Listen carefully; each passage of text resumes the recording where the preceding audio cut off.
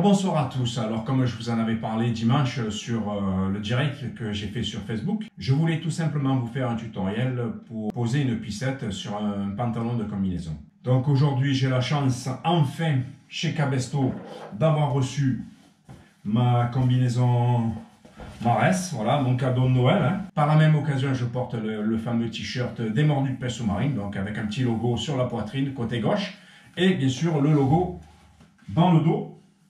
Voilà, donc ils sont au prix de 15 € pour compris. Alors bien sûr, pensez à bien marquer l'emplacement de ce qui vous sert pour les faire pipi. Donc, j'ai préparé un petit pot de peinture blanche, hein, sensiblement. Voilà. Vous pensez à marquer votre combinaison. Et puis après, on se retrouve dans le salon pour la confection de la pissette et le montage sur le pantalon de la combinaison. Donc voilà, alors avec un marqueur, il faut à peu près 8 cm. Donc on voit un peu ce que ça donne. Déjà alors il faut partir sur une base droite. Allez c'est parti, on y va. Avec un cutter, une bonne paire de lunettes, on devrait s'en sortir. Il faut faire une coupe assez franche, nette et précise. Hein. Parce qu'après, quand on va avoir besoin de coller, il va falloir que ça soit nickel. Un saignement. Je vais peut-être y arriver ce coup-ci. C'est un scalpel. J'espère que quand le chirurgien nous coupe les chairs, je pense que ça va être quand même plus facile à couper que du néoprène.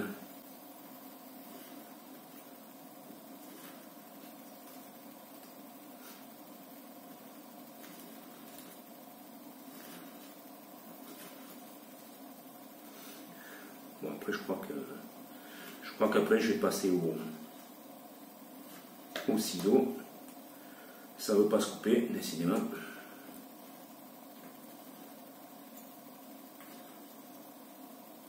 Ça ne veut pas niquer la table. Heureusement que j'ai préparé la paire de ciseaux. Hein.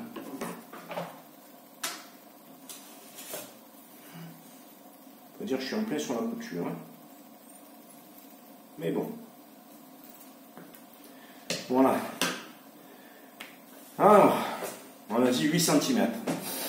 8 cm, de quoi marquer 1 mètre. Allez, on prend. Donc, comme j'avais expliqué tout à l'heure, donc la base de c'est quoi ce parallélépipède, donc 8 cm en bas, 5,5 en haut. Voilà. Donc maintenant, il va falloir les coller bord à bord. Alors avec de la colle néoprène qui est ici, bien sûr.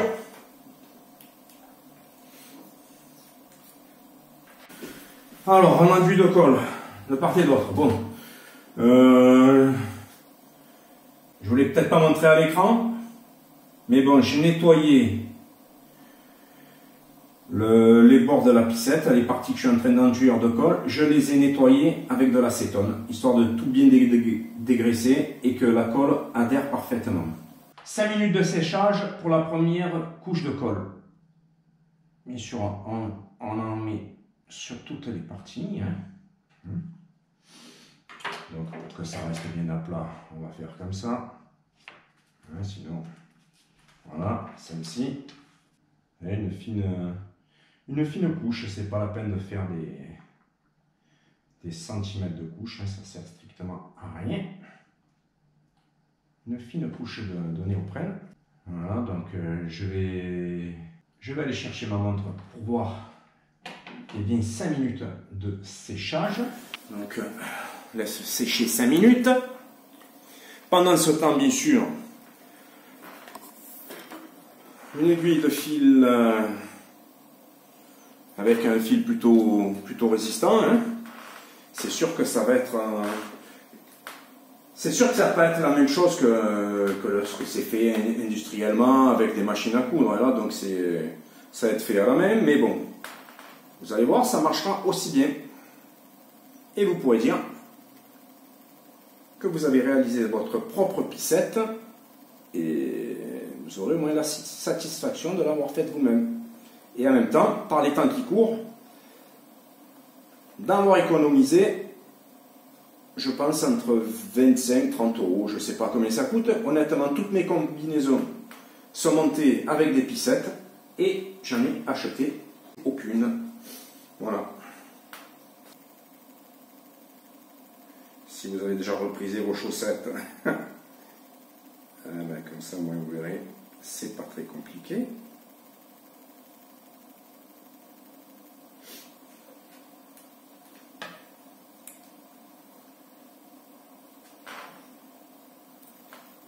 Voilà, donc mon fil est prêt.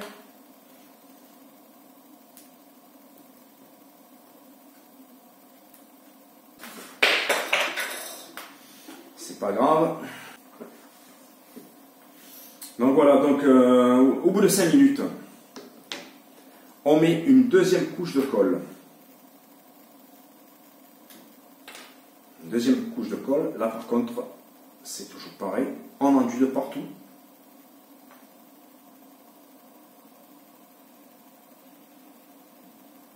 On enduit de partout. Et là par contre, quand la colle n'adhère plus au doigt, c'est bon, vous pouvez assembler. Excusez-moi. Putain. Donc bien sûr on assemble la deuxième partie.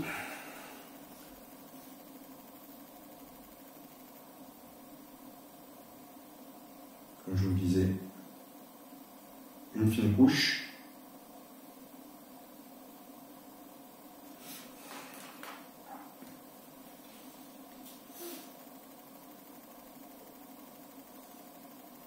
Donc la colle que j'utilise, bien sûr, c'est de la colle néoprène. Vous en trouvez dans tous les magasins spécialisés. Bien sûr, ce n'est pas des colles qu'on trouve dans les magasins de matériaux. Comme une fois, j'avais lu un gars qui avait collé sa combinaison avec de la colle néoprène, mais de la colle néoprène Patex. Donc non, ce n'est pas du tout ce genre de colle qu'il faut. C'est là, tout simplement, une colle SICK. Hein? Donc il y a aussi bien des colles Cressy, enfin toutes les grandes marques de matériel de pêche sous-marine en fond, donc c'est très efficace comme colle. Voilà.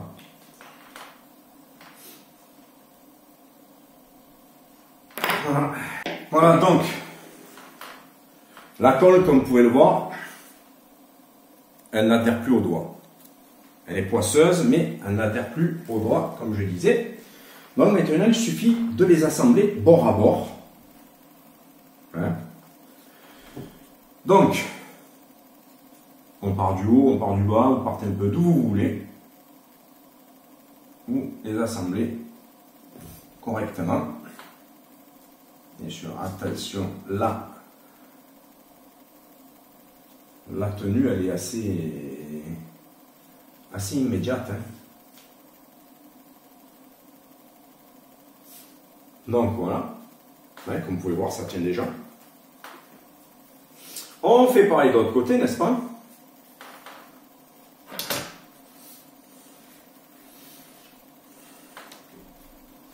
Donc bien sûr, avant que vous refermiez l'ensemble, avec vos petits doigts, vous venez bien faire adhérer les bords les uns contre les autres. Bon, après, même si c'est pas super bien fait, c'est pas bien grave, parce que par derrière, justement, on va faire des points assez larges pour que tout ceci tienne au mieux. Bon, après, c'est qu'une pissette, donc vous inquiétez pas, hein, donc il y aura de... Ça tiendra, hein. Ça tiendra. Donc allez, on assemble encore. De temps en temps, je rajouterai quelques vidéos en accéléré pour que la vidéo, justement, ne soit pas trop longue. Voilà, donc comme je vous disais, avec les doigts, on pousse au maximum. Hein? Non, bien sûr, on fait gaffe que, comme je disais, ça tient assez bien. Donc, voilà.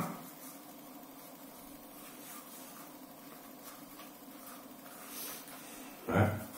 Donc voilà, on a déjà notre tube. Notre tube. Alors après, eh ben justement, comme je vous disais, on va faire des points assez larges dans l'épaisseur du néoprène. Allez, c'est parti.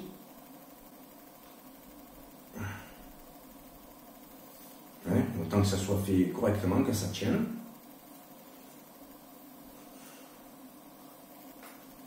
Le premier fil, bien sûr, faire un nœud pour pas que ça se barre. Vous faites passer dans la boucle, faites passer l'aiguille dans la boucle.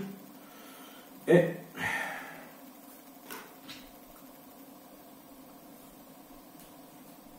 il suffit juste de... Ouais, d'accord, là j'ai enlevé quelque temps.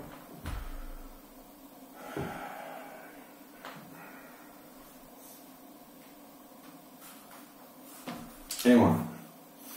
Et donc maintenant, on va continuer tout le long. Donc il faut penser à faire des points de couture assez larges, espacés environ de 3 à 4 mm à peu près. Donc voilà, là ça fait à peu près 10 minutes que j'ai attaqué le début de ce côté-là seulement. Hein. L'autre côté n'est pas encore cousu. Donc je ne sais pas si on peut le voir. Voilà, je fais des points tous les 3-4 mm à peu près.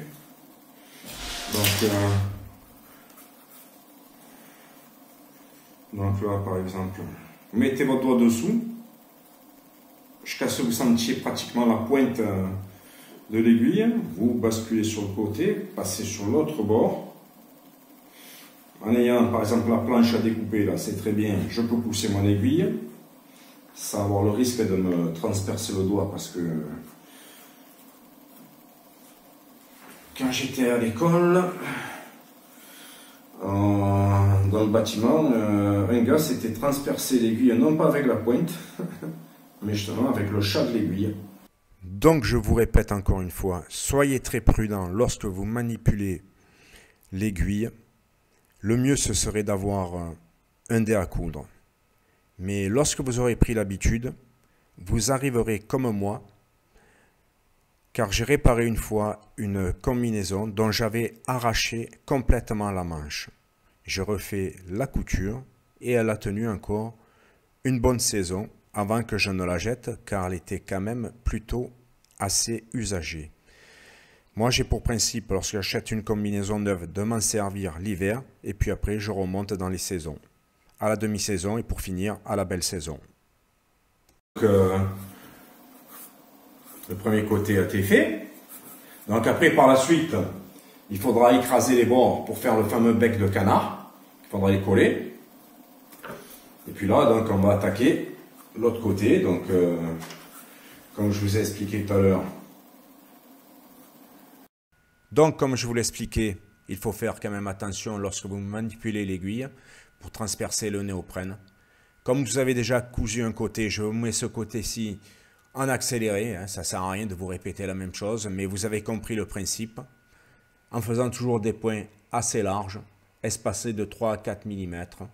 Et lorsque vous placez votre doigt sous la piscette, de l'autre côté du néoprène, vous devez sentir la pointe de l'aiguille, bien sûr sans vous transpercer le doigt, pour pouvoir basculer l'aiguille de l'autre côté de la partie de la piscette et remonter, et ainsi de faire des points assez larges. Voilà, donc j'espère que vous y arriverez à le faire, il n'y a aucun souci pour vous. Et si vous avez la possibilité, comme moi, d'utiliser une planche à découper, le travail n'en sera que plus facilité. Voilà, vous pouvez également vous aider à partir d'une petite pince. Voilà, donc vous verrez, c'est très simple à faire. Si j'y arrive, vous pouvez. Bon ben voilà, hein, j'arrive pratiquement à l'extrémité du deuxième côté. Voilà. Et voilà, ce qui devait arriver, hein. Ce qui devait arriver, arrivant. Hein, je me suis enfoncé l'aiguille dans le doigt, mais bon, ça va. Hein. Je suis obligé de respecter quelques étapes clés. Donc c'est pour ça que je vais réaliser ce tutoriel en 2 parties. La deuxième partie sera bientôt présente. Voilà, ça approche de la fin.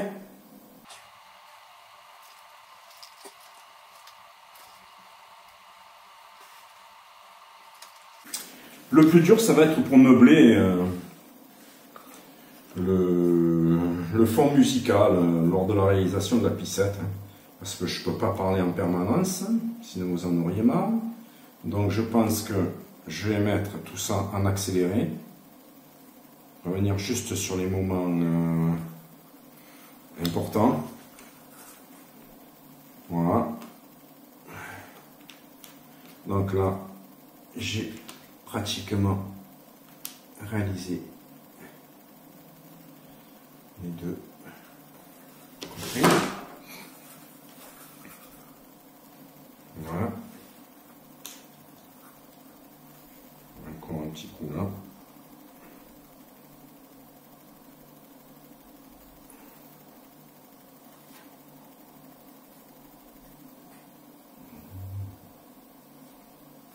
Ouais. On peut couper là, mais bon. Voilà. Et le fameux nœud d'arrêt pour arrêter tout ceci.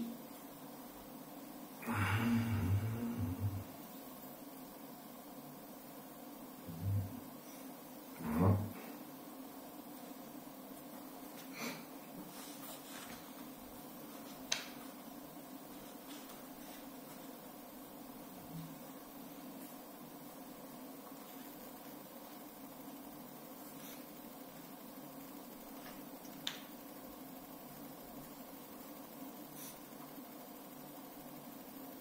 Deux fois dedans, hop, une, deux fois, et on tire, voilà, voilà, ça c'est fait.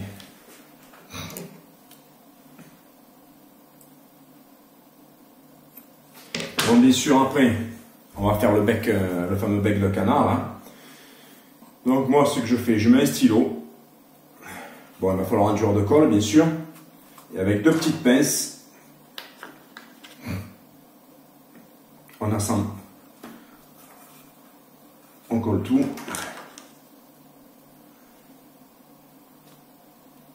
et voilà, et ça donnera ça.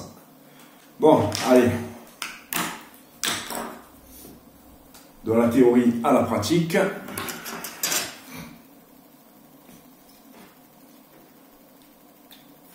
Donc un peu de colle sur les deux bords.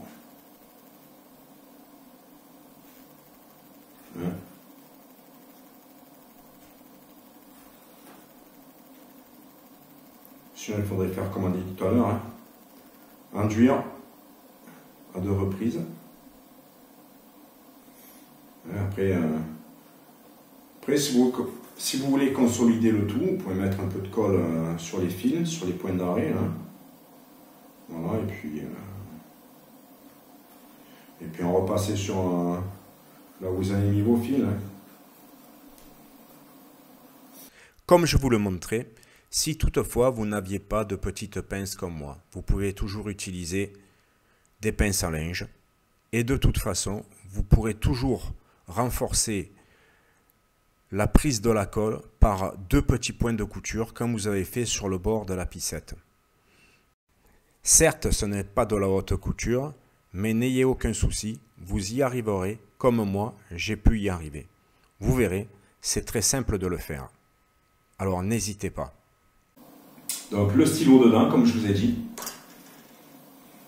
Ce qui est bien, c'est qu'en ayant marqué tout à l'heure, j'ai le centre du produit. Donc là, vous voyez, ça ne tient pas encore parce que c'est pas vraiment sec.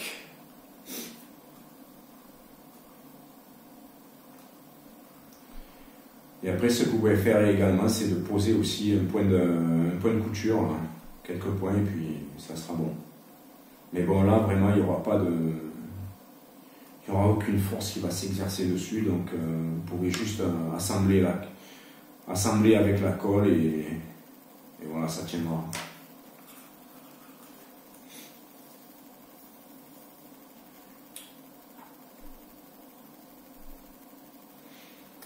Voilà, j'espère que ce petit tuto vous aura été utile. À très bientôt, ciao!